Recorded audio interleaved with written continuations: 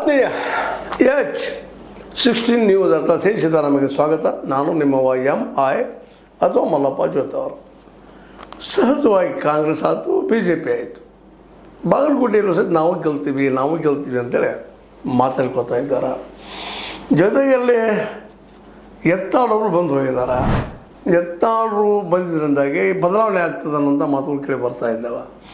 Mostly ಗೆಲ್ತದಪ್ಪ Hindutva ಅಲ್ಲೇ ಅಂತೇಳಿ. ಆದರೆ ಅದೇ ಕಾಲಕ್ಕೆ ನಮ್ಮ ಸತೀಶ್ ಅವರು ಸಹಿತ ಅದನ್ನು ಚಾಲೆಂಜ್ ಆಗಿ ತೊಗೊಂಡಿದ್ದಾರೆ. ಅದನ್ನು ಸತೀಶ್ ಜಾರಕಿಹೊಳಿ ಅವರು. ಹೀಗಾಗಿ ನಾವು ಗೆಲ್ತೀವಿ ಅನ್ನುವಂಥದ್ರೊಳಗೆ ಒಂದಿಷ್ಟು ಏನೋ ಗದ್ದಲು ಆಯಿತು. ಆ ಗದ್ದಲದಲ್ಲೇ ಸಹಜವಾಗಿನ ಒಬ್ಬರ ಮೇಲೊಬ್ಬರು ಆರೋಪ ಪ್ರಚಾರ ಬಂದು ಇಂಥ ಸಂದರ್ಭದಲ್ಲೇ ಬಾಗಲಕೋಟೆಯನ್ನು ಹೇಗಾದರೂ ಗೆದ್ದೇ ತಿರಬೇಕು ಅನ್ನೋಂಥ ಉದ್ದೇಶದಿಂದ ಬೆಳಗಾವಿಯ ರಮೇಶ್ ಕತ್ತಿ ಅವರು ಬಂದರು, ಸಾಕಷ್ಟು ಮಾತಾಡಿದರು. ಅದೇ ಕಾಲಕ್ಕೆ ಬೆಳಗಾವಿಯ ಗುಂಡಾಗಿರಿ ರಾಜಕಾರಣದ ಬಗ್ಗೆ ಟೀಕೆ ಮಾಡಿ ಅದನ್ನು ನಿಲ್ಲಿಸೋದಕ್ಕಾಗಿ ತಲೆ ಆಗೋಕ್ಕಾಗಿ ನಾವು ಬಂದಿದ್ದೀನಿ ಎಲ್ಲೇ ಅನ್ನುವಂಥ ಮಾತಾಡಿದರು. ಬೆಳಗಾವಿ ಗುಂಡಾಗಿರಿಯಲ್ಲಿ ಬೆಳೆದು ಬೇಡ ಅನ್ನುವಂಥದ್ದು ನೇರವಾಗಿ ಜಾರಕಿಹೊಳಿ ಕುಟುಂಬದ ವಿರೋಧವಾಗಿ ದಾಳಿಯನ್ನು ಮಾಡಿದರು. ಆದರೆ ಈಗ ದಾಳಿ ಪ್ರತಿದಾಳಿ ಎಲ್ಲ ನೋಡಿದ್ದೇವೆ. ಕೊನೆ ಹಂತಕ್ಕೆ ಬಂದದ. ಯಾರು ಗೆಲ್ಬೋದು? ಯತ್ನಾಳರು ಗೆಲ್ಲಬೋದಾ? ಯತ್ನಾಳರು ಬೆಂಬಲಿಸಿದಂಥ ನಮ್ಮ ವೀರಣ್ಣ ಚರಂತಿಮಠರು ಗೆಲ್ಲಬಹುದಾ? ಅಥವಾ ಸತೀಶ್ ಅವರು ತಮ್ಮ ಕ್ಯಾಂಡಿಡೇಟ್ ಮೇಟಿ ಅವ್ರನ್ನ ಗೆಲ್ಲಿಸ್ಬೋದಾ? ಸಿದ್ದರಾಮಯ್ಯನವರಂತೂ ಪೂರ್ತಿಯಾಗಿ ಬಾಗಲಕೋಟೆಯಲ್ಲಿ ಭಾಳಷ್ಟು ದಿನ ಟೆಂಟು ಹೊಡೆದರು, ಪ್ರಚಾರ ಮಾಡಿದರು. ಮತ್ತು ಅದರಲ್ಲೂ ಹಳ್ಳಿಗಳಲ್ಲೇ, ಬಾಗಲಕೋಟೆ ಹಳ್ಳಿಗಳಲ್ಲೇ ತಮ್ಮ ಪ್ರಭಾವದಲ್ಲೆಲ್ಲ ಸಹಜದ ತಮ್ಮ ಜಾತಿ ಮತ್ತೇನೆಲ್ಲ ಬಳಸ್ಕೊಂಡು ಅಲ್ಲೇ ಪ್ರಚಾರ ಜೋರು ಮಾಡಿದ್ದಾರೆ. ಹೀಗಾಗಿ ಬಾಗಲಕೋಟೆ ಅಂತ ಈಗ ಹಾಟ್ ಕೇಕ್. ಇಬ್ಬರು ಹೇಳ್ತಾ ಇದ್ದಾರೆ ನಾವು ಗೆಲ್ತೀವಿ ಅಂತೇಳಿ. ಈಗ ಗೆದ್ದು ಬಿಟ್ಟಿದ್ದೀವಿ ಅಂತೇಳಿ ಯತ್ನಾಳರು ಕೆಲವೊಂದು ಕಡೆ ಮಾತುಗಳನ್ನು ನೋಡಿದಾಗ ಅನ್ನಿಸ್ತದೆ. ಅವ್ರು ಮಾತಾಡೋದು ನೋಡಿದಾಗ ಅಷ್ಟು ಕಾನ್ಫಿಡೆನ್ಸ್ ಬಂದದ. ಆದರೆ ಇದೇ ಕಾಲಕ್ಕೆ ಈಗಾಗಲೇ ಹೇಳಿದಂಗೆ ನಮ್ಮ ರಮೇಶ್ ಕತ್ತಿ ಅವ್ರು ಹೇಳಿದಂಗೆ ಸತೀಶ್ ಅವರು ಏನಾದರೂ ಗೆಲ್ಲಿಸಿದ್ರೆ ಅದೊಂದು ಬೇರೆ ಇತಿಹಾಸ ಆಗ್ತದೆ. ಹೌದು, ತಮ್ಮ ಪಾರ್ಟಿಗೆ ಒಬ್ಬ ಮೆಂಬರ್ನ ಫಿಕ್ಸ್ ಮಾಡ್ಕೊಂಡು ಅದು ತಮ್ಮ ಬೆಂಬಲಿಗೆ ಒಬ್ಬರು ಹೆಚ್ಚು ಮಾಡ್ಕೊಂಡ್ರು ಅಂದಂಗೆ ಆಗ್ತದೆ. ಯಾಕಂದರೆ ಈಗಾಗಲೇ ಮುಂಬರುವ 2022 ಚುನಾವಣೆಯಲ್ಲಂತೂ ನಿಶ್ಚಿತವಾಗಿ ಕಾಂಗ್ರೆಸ್ ಅಧಿಕಾರಕ್ಕೆ ಬರುವ ಚಾನ್ಸಸ್ ಹೆಚ್ಚು ಇರುವುದರಿಂದಾಗಿ ಅಲ್ಲಿಯೂ ಸಹಿತ ನಾಳೆ CM ಚೇರಿಗೆ ಕುರ್ಚಿ ಜಗಳಕ್ಕೆ ಬಂತಪ್ಪ ಅಂತಂದ್ರೆ ನಮ್ಮ ಕ್ಯಾಂಡಿಡೇಟು ನಮ್ಮ ಶಾಸಕರು ಹೆಚ್ಚು ಮಾಡ್ಕೊಳ್ಳೋಂಥ ದೃಷ್ಟಿಯಲ್ಲಿ ಇದು ಅವ್ರಿಗೆ ಹೆಲ್ಪ್ ಆಗ್ಬೋದೇನೋ. ಹಿಂಗೆ ಒಟ್ಟಾರೆ ಈ ಸೈಡು ಹಂಗೆ ಅದೇ DK ಅವ್ರಿಗೆ ದಾವಣಗೆರೆಯಲ್ಲಿ ಒಪ್ಪಿಸಿದ್ರೆ, ಇದು ನಮ್ಮ ಸತೀಶ್ ಅವರಿಗೆ ಒಪ್ಪಿಸಿದ್ದು, ನಮ್ಮ ಸಿದ್ದರಾಮಯ್ಯವ್ರಿಗೆ ಒಪ್ಪಿಸಿದ್ದು ಗಮನಿಸಿದಾಗ ನಾಳೆ ಮುಂಬರುವ ಚುನಾವಣೆ 2020 ಚುನಾವಣೆ ಲೆಕ್ಕಾಚಾರ ಮಾಡಿದ್ದಾರೆ. ಆದರೆ ಎಲ್ಲ ಲೆಕ್ಕಾಚಾರ ಉಲ್ಟಾ ಯಾವಾಗ ಹೊಡಿತಾವಪ್ಪ ಅಂತಂದ್ರೆ ಇವರು ಬಯಸಿದಂಗೆ ರಿಸಲ್ಟ್ ಬರದೇ ಹೋದಾಗ. ಸಪೋಸ್ ಮೇಟಿ ಅವ್ರು ಬಿದ್ದರಪ್ಪ ಅಂತಂದರೆ ಸಹಜವಾಗಿ ಅದರಿಂದ ಡಿಸ್ಕ್ರೆಡಿಟ್ ಸಿದ್ದರಾಮಯ್ಯಗೂ ಬರ್ತದೆ, ಅದೇ ಕಾಲಕ್ಕೆ ಸತೀಶ್ ಅವ್ರಿಗೂ ಬರ್ತದೆ. ಸಪೋಸ್ ಒಂದೇಳೆ ಇತ್ತು ಚರಂತಿಮಠರು ಫೇಲ್ಯೂರ್ ಆದ್ರಪ್ಪ, ಸೋತ್ರಪ್ಪ ಅಂದ್ರೆ ಅದರ ಕೆಟ್ಟ ಹೆಸರು ಸಹಜವಾಗಿ ಯತ್ನಾಳರಿಗೆ ಆಯಿತು ಮತ್ತು ರಮೇಶ್ ಕತ್ತಿ ಅವ್ರಿಗೆ ಆಯಿತು ಬರ್ತದೆ ಅನ್ನೋದು ಸಹಜವಾಗಿ ಮೇಲೆದ್ದು ಕಾಣುವಂಥ ಸತ್ಯ ಆಗಿದೆ. ಏನೂ ಇಲ್ಲ, ಇವೆಲ್ಲ ಚುನಾವಣೆಯ ಸಂದರ್ಭದಲ್ಲಿ ಒಬ್ಬರಿಗೊಬ್ಬರು ಆರೋಪ ಪ್ರತ್ಯಾರೋಪ ಮಾಡೋದು, ಒಬ್ಬರೊಬ್ಬರು ಸೋಲಿಸುವಂಥ ಪ್ರಯತ್ನ ಮಾಡೋದು ಅಂತ ನಾವು ಕಾಮನ್ ಆಗಿ ಇವತ್ತಿನ ರಾಜಕೀಯದಲ್ಲಿ ಗಮನಿಸ್ತಾ ಇದ್ದೀವಿ. ಅದು ಏನೂ ಇದ್ರ ಸಹಿತ ಇವತ್ತು ಬಾಗಲಕೋಟೆಯಲ್ಲಿ ಮಾತ್ರ ಈಗಾಗಲೇ ಹೇಳಿದಂಗೆ ಸಮಕುಸ್ತೇನದ ಏನು ಇವತ್ತಿನ ಸಹಿತ ಒಂದಿಷ್ಟೇನೋ ಯತ್ನಾಳರು ಬಂದಿದ್ದರಿಂದ ಈಗ ಬದಲಾದಂಗೆ ಅನ್ನಿಸ್ತದೆ. ಯಾಕಂದರೆ ಸಹಜವಾಗಿ ಯತ್ನಾಳರ ಮಾತುಗಳಿಂದ ಓಟ್ಗಳು ಪರಿವರ್ತನೆ ಆಗ್ತಾವ ಅನ್ನೋದಕ್ಕಿಂತಲೂ ಯತ್ನಾಳರು ಕ್ರೌಡನ್ನು, ಗುಂಪನ್ನು ಹೆಚ್ಚು ಕುಡಿಸೋರು ಯಶಸ್ವಿಯಾಗಿದ್ದಾರೆ ಅನ್ನೋದು ಸಹಿತ ಅಷ್ಟ ಸತ್ಯದ. ಯಾಕಂದ್ರೆ ಈ ಎಲ್ಲ ಬಂದಂತಹ ಈ ಒಂದು ಮತದಾರರು ಅಥವಾ ಮತದಾರರು ಅಲ್ಲದೇ ಇದ್ದಂಥವ್ರು ಇರ್ಬೋದು ಅಂತಾರಲ್ಲೇ ಅವರೆಲ್ಲ ಮತ ಹಾಕ್ತಾರೋ ಅನ್ನೋಂಥ ಗ್ಯಾರಂಟಿ ಇಲ್ಲ ಅಂತ. ಮೇಲೊಂದು ಕಾಂತಿರ್ತದೆ, ಒಳಗೊಂದು ಬೇರೆ ಪ್ರವಾಹ ಹರಿತಾನೂ ಇರ್ತದೆ. ಮತ್ತು ಇವತ್ತಂತೂ ಭಾಳ ಪ್ರಮುಖ ದಿನ ಎರಡು ಪಾರ್ಟಿಗಳು ಒಬ್ಬರೊಬ್ರು ಟೀಕೆ ಮಾಡ್ತಿರ್ಬೋದು. ಅವ್ರು ಸುಡ್ಗಿಸ್ತಂದಾರ, ಇವ್ರು ಸುಡ್ಗಿಸ್ತಂದಾರ, ಅವ್ರ ಮೇಲೆ ಅವ್ರ ಆರೋಪ ಮಾಡ್ಬೋದು. ಆರೋಪ ಮಾಡೋದಕ್ಕಂತ ಇಂಥ ಗರಾರಿಲ್ಲ.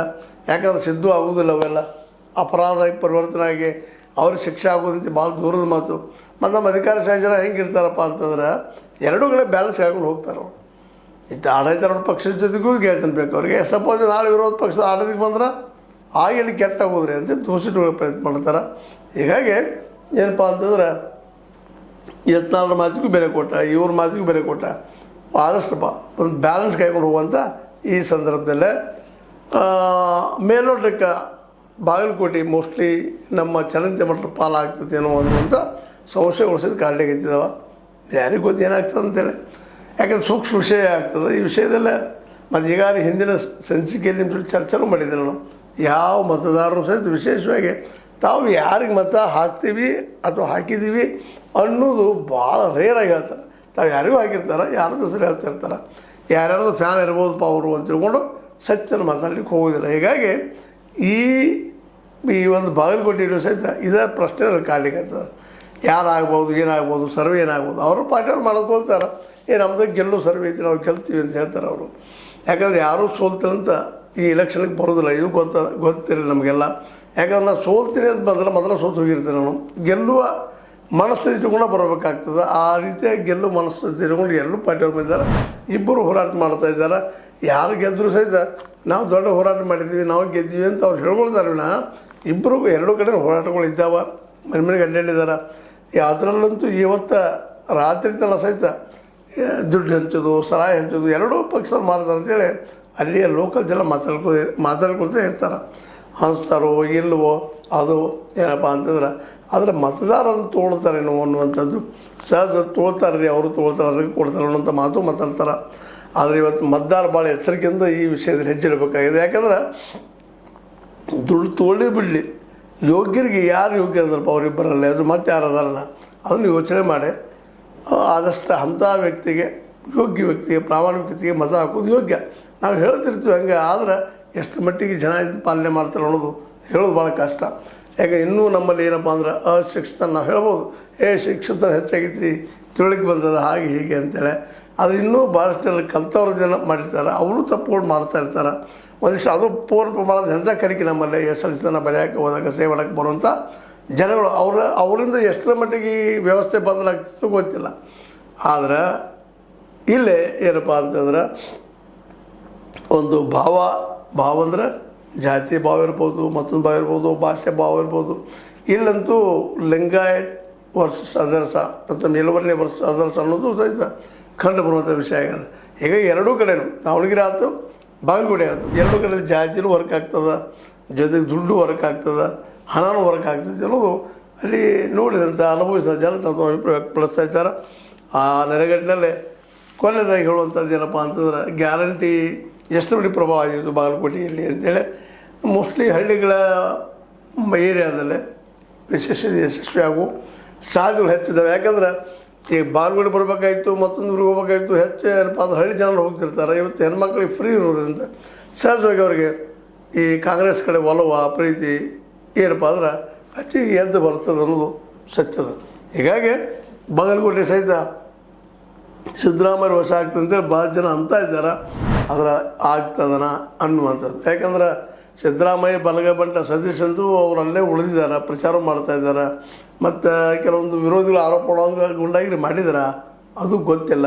ಇನ್ನು ಸಿಚುವೇಶನ್ ಹೇಳುವಂಥದ್ದು ಅಲ್ಲಿ ಜನ ನೋಡಿದವರು ಯಾವ ರೀತಿಯಾಗಿ ಸ್ಪಂದಿಸ್ತಾರೆ, ಏನು ಮಾಡ್ತಾರೆ ಅನ್ನೋ ಸಹಿತ ಅಷ್ಟ ಮುಖ್ಯದ. ಆದಷ್ಟು ಈ ಮೈಂಡ್ಗಳು, ಹೊಸ ಮೈಂಡ್ಗಳು ಈ ಕೋಮುವಾದ, ಜಾತಿವಾದ ಬಲಿ ಆಗದಿರಲಿ, ಯೋಗ್ಯರಿಗೆ ಆಯ್ಕೆ ಮಾಡಲಿ ಅನ್ನೋದು ನಮ್ಮ ಕೊನೆಯ ಆಸೆ ಅಥವಾ ನಮ್ಮ ಆಸೆ ಈ ರೀತಿ ಅದ.